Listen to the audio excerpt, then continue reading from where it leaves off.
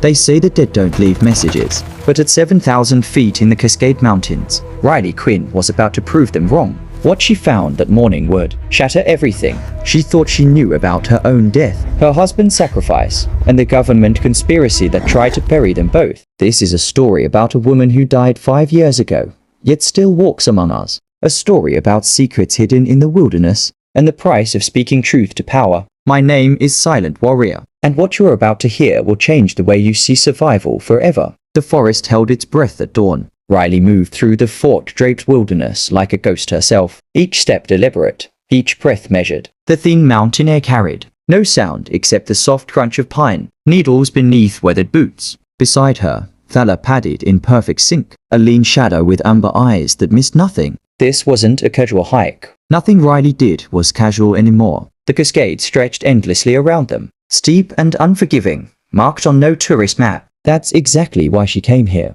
In these forgotten places, no one asked questions. No one recognized the face she'd rebuilt from ash and trauma. No one knew that Staff Sergeant Riley Cole had died in a classified incident 5 years ago, only to rise again as someone new. Someone invisible. The conservation survey she carried was a perfect cover. Bird migrations, tree health, environmental notes, all legitimate, all necessary. But the real survey she conducted had nothing to do with nature. She was searching for answers her husband had died trying to give her. The climb grew steeper. Fog thickened into something almost solid, wrapping around ancient trees like funeral shrouds. Then Valor stopped. Not gradually, not casually. He froze mid-step, every muscle locked, ears forward, body rigid as carved stone. Riley's hand moved instinctively to her hip, fingers brushing the knife she always carried. Her eyes followed Valor's line of sight, scanning through the grey morning light until she saw it. Metal where metal shouldn't be. She approached slowly, heart steady despite the adrenaline beginning to whisper through her veins. The shape emerged from the hillside like a secret the mountain had kept too long. Sharp angles, twin rudders, the unmistakable silhouette of a T-38 Talon trainer jet. Riley's breath caught, not from surprise, from recognition. This wasn't wreckage. There was no impact crater, no scorched earth, no debris field scattered across the slope. The aircraft sat almost peacefully, landing gear extended, canopy intact, as if someone had simply parked it here and walked away. But jets don't land themselves in remote mountains, and they certainly don't hide themselves beneath years of moss and concealment. Someone had put it here, someone who didn't want it found. Riley's training took over, pushing away the questions flooding her mind. She circled wide, scanning for tripwires, pressure plates, anything that suggested this was more than it appeared. Valor stayed close, his presence grounding her in the present moment. When she was certain it was safe, she moved to the canopy. It lifted easily, too easily,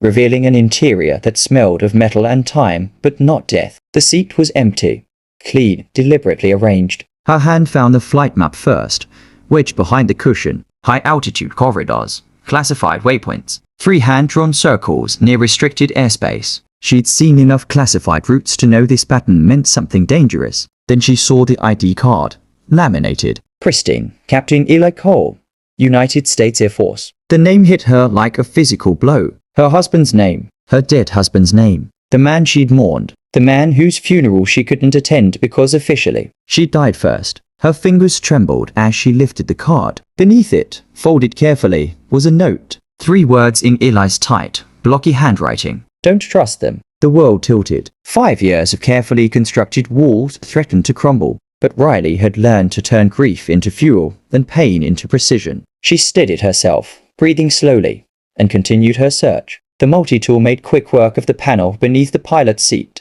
Inside the hidden compartment, foam-lined and waterproofed, she found what he'd left for her. A solid-state drive with no markings. A tactical notebook with pages torn from the center. Emergency survival gear packed with care, not panic. This wasn't a crash site. It was a dead drop. A message left by someone who knew they might not survive to deliver it in person. Eli had known. Somehow, he'd known she was alive, and he'd left her the truth. Riley extracted the drive with steady hands, securing it in her vest pocket. Then she pulled out her radio, a military-grade PRC-152, and keyed the MIC. Standard check-in to the ranger station.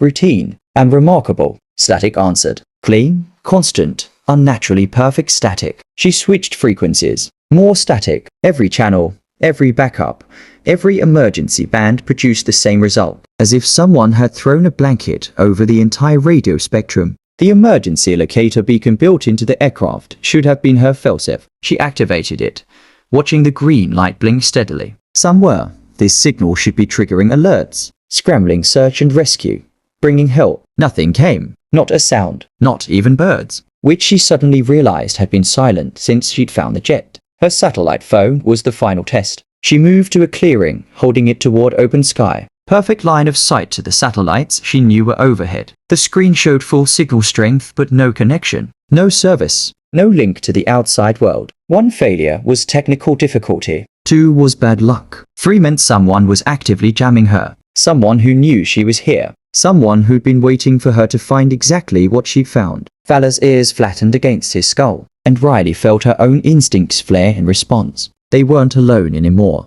She moved fast, photographing everything. Panel IDs, serial numbers, cockpit details, the note, the ID, the flight map, every piece of evidence captured on her ruggedized camera before she powered down. Every electronic device she carried. The ELT beacon went under loose stone. Her phone went dark. She became electronically invisible. Then she ran, not down the mountain towards civilization. That's what they'd expect. Instead, she climbed higher, toward the steepest terrain, the hardest approach, the best defensive positions. Valor led the way, his combat training as sharp as hers, both of them moving like the special operations team they'd once been. As the sun climbed higher, burning off the fog, Riley found her position. A rocky outcrop with clear sightlines and limited approaches. She settled in, pulling the SSD drive from her pocket and connecting it to the military-grade decryption device she always carried, just in case this day ever came. The device hummed softly, green lights blinking as layers of encryption peeled away. Riley waited, patient and focused, while Valor kept watch. When the first file opened, her husband's face appeared on the small screen. Captain Eli Cole looked tired, haunted, but his voice was steady as he began his final testimony. The early logs were routine. Flight checks, maintenance notes, standard mission briefings. Nothing that would warrant the elaborate concealment she discovered. But as she scrolled deeper, the tone changed. Project Icarus. Riley's blood ran cold at the name. She knew that name. She died because of that name. Eli's recorded voice explained what she'd only pieced together in fragments. Over 5 years, a classified weapons program. Ultrasonic pressure. Waves that could incapacitate or kill without damaging infrastructure. The perfect surgical strike weapon. They'd called it. Leave the building standing. The intelligence intact. The resources untouched. Remove only the people. Clean, efficient, monstrous. The test site was supposed to be abandoned. Eli's voice continued, tight with barely controlled rage. An old compound in hostile territory. Cleared and confirmed empty by 3 separate reconnaissance sweeps. But it wasn't empty. The village nearby had expanded. Families moving into the supposedly abandoned structures for shelter. Women, children, elders who didn't show up on thermal scans because they barely registered heat in the cold mountain climate. When Project Icarus fired its first operational test, it didn't hit an empty building. It hit a populated village. And it worked exactly as designed. Riley closed her eyes. The memories she'd suppressed clawing their way to the surface. She'd been there, not in the village, thank God, but close enough. She'd been part of the technical support team, running diagnostics on the aircraft that would deploy Icarus. She remembered the moment of activation, the sound that wasn't quite sound, more like pressure changing inside her skull. The wave that hit without warning, without mercy,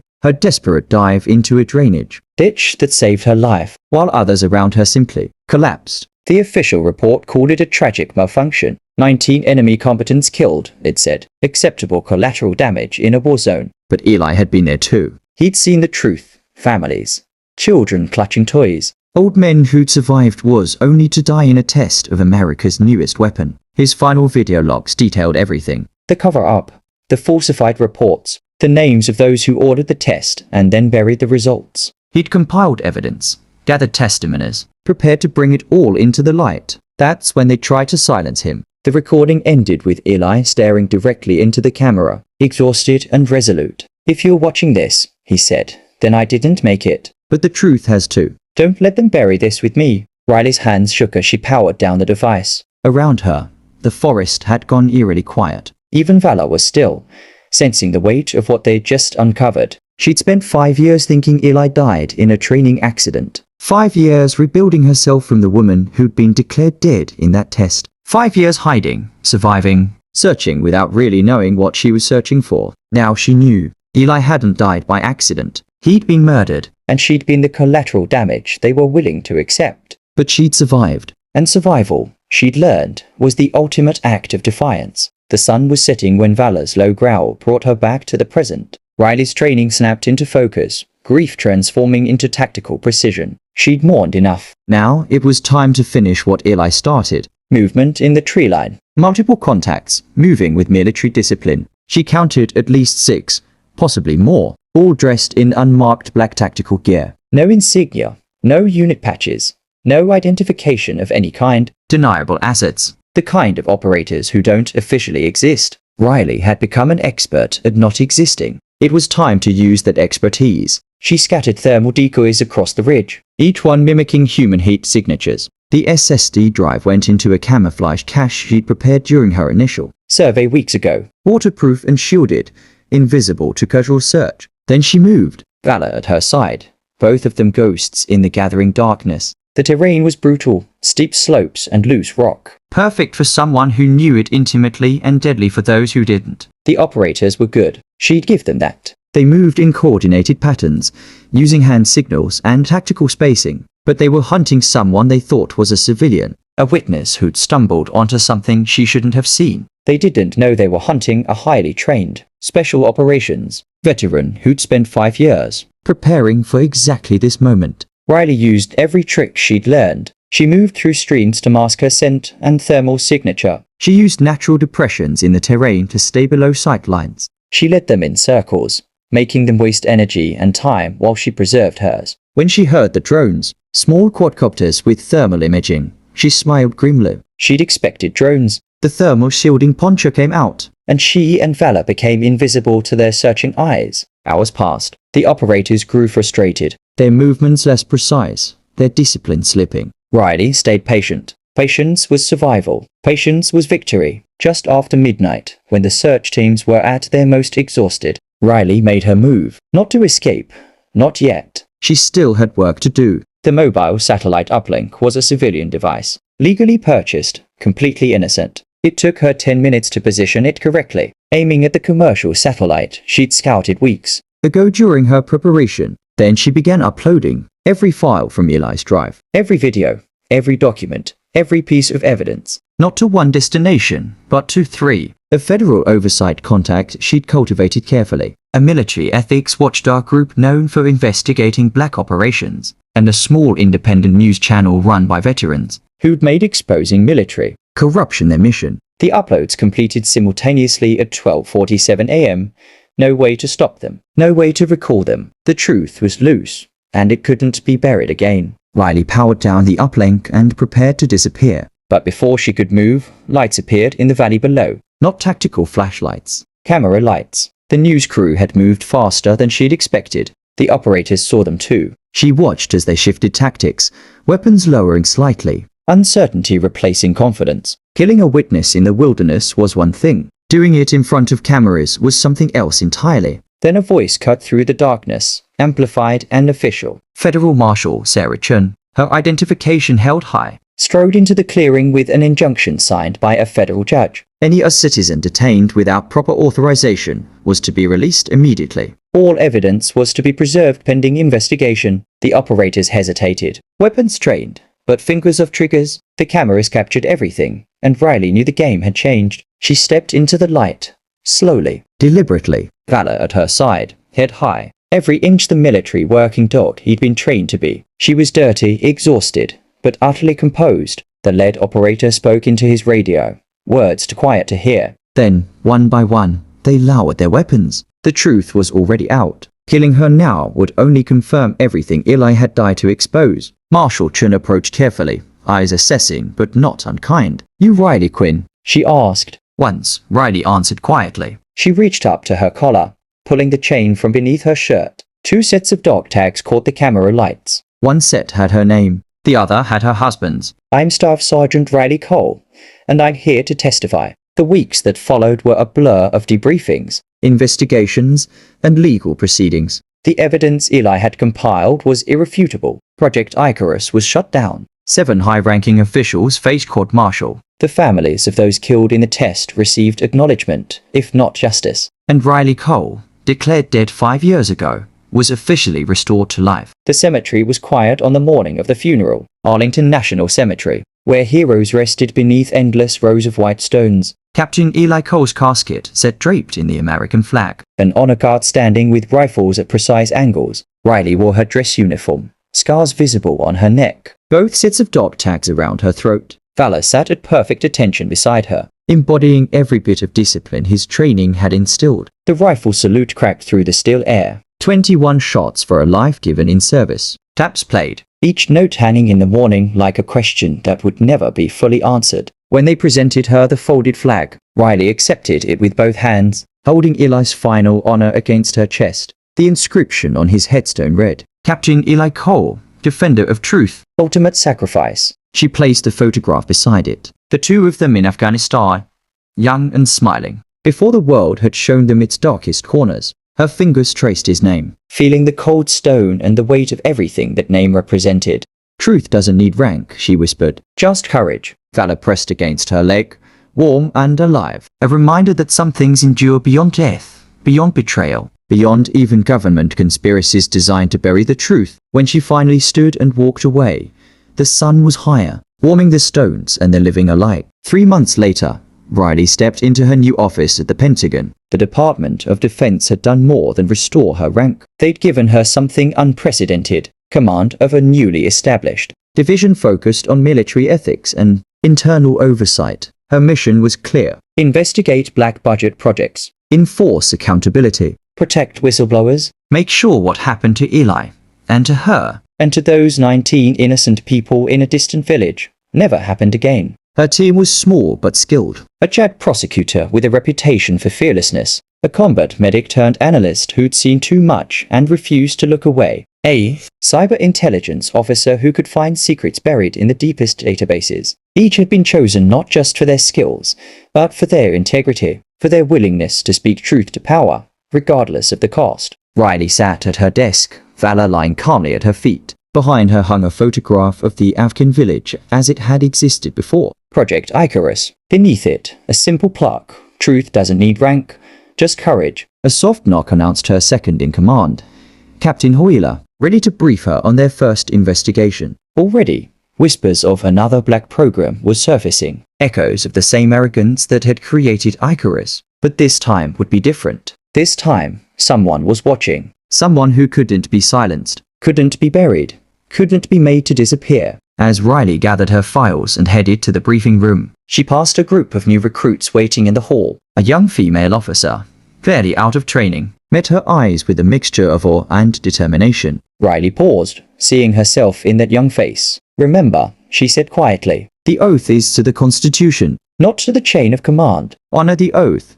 not just the orders. The young officer nodded, understanding passing between them like a torch being passed from one generation to the next. Riley walked on, Valor at her side, purpose in every step. The past had forged her in fire and loss, but the future that was hers to shape, and she would shape it with the same courage Eli had shown, the same dedication to truth that had cost him everything. This wasn't an ending, it was a beginning, and somewhere, in whatever comes after, she hoped Eli knew that his sacrifice hadn't been in vain. The truth he died for was alive, and it was fighting back. This is Silent Warrior, and what you've just heard is more than a story. It's a reminder that truth is worth fighting for, that courage isn't the absence of fear, but the refusal to let fear win, and that sometimes the dead leave messages, if we're brave enough to listen. Riley Cole's story teaches us that survival is only the beginning. What matters is what we do with the life we're given, second chances we never expected, and the truths we uncover along the way. If this story moved you,